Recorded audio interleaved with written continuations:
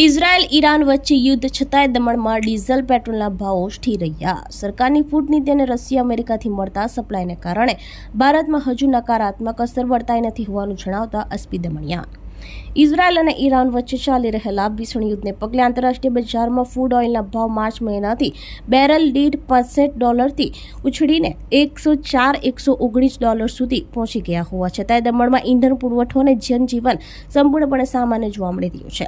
દમણમાં હાલ ડીઝલ પ્રતિ લીટર $87.87 અને પેટ્રોલ $92.37 ભાવે વેચાઈ રહ્યું છે અને પેટ્રોલ પંપો પર કોઈ જ લાંબી લાઈનો કે દોડધામ વિના લોકો રાબેતા મુજબ ઈંધણ ભરાવી રહ્યા છે। આ દરમિયાન સોશિયલ મીડિયા પર ઈંધણની અછત અંગે ફેલાતી અફવાઓનું ઇન્ડિયન ઓઇલ કોર્પોરેશન લિમિટેડ દ્વારા સખત ખંડન કરવામાં આવ્યું છે અને સ્પષ્ટ કરાયું છે કે દેશમાં ઈંધણનો પર્યાપ્ત ભંડાર ઉપલબ્ધ છે।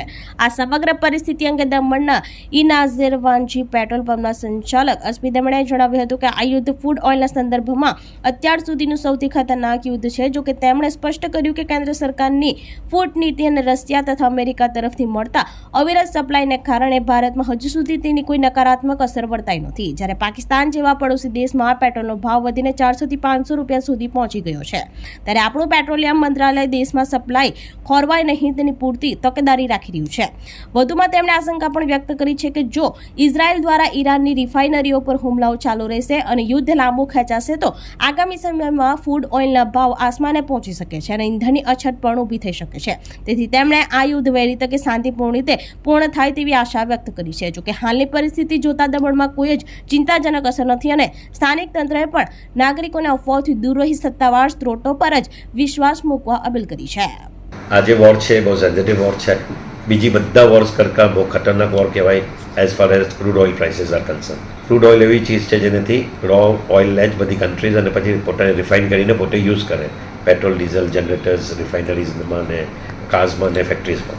હવે કેમ એ છે કારણ કે જે ઈરાન જે છે તે વર્લ્ડનું one of the highest production કરે છે પેટ્રોલિયમ પ્રોડક્ટ્સ ક્રૂડ ઓઇલ અને ચાઇનાને જે 60% ચાઇના એનું રિક્વાયરમેન્ટ ખાલી ઈરાન પાસેથી 60% લે છે, વેનેઝુએલા પાસેથી 20% લે છે। તો તમે સોચી શકો બે મેજર નેશન્સ જે સપ્લાઈઝ જેનું મોટામાં મોટું છે ઇન્ડિયા અને ચાઇના છે।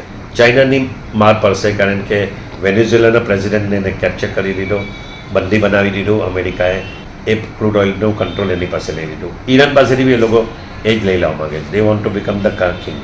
અને ઈરાન ને ઇઝરાયલ, હમાસ ને હિઝબુલ્લા એ વોર ડિફરન્ટ છે, રિલિજિયસ વોર છે ને એ ચાલતી જ આવેલી છે। પણ અમેરિકા આવીને એમાં ઘીમાં આગ નાખવાનું કામ કર્યું। હવે આ કેવી રીતે ઇફેક્ટ કરશે આપણને? ચાઇનાને કરી દીધું છે। તમે જોવો તો માર્ચમાં $65 પર બેરલ ક્રૂડ ઓઇલ હતું, આજે એ જઈને 104-119 તક ચાલી ગયું છે, 110 તક। ઇટ ઇઝ મીન્સ કે ઓલરેડી પ્રાઇસીસ વધ્યા છે।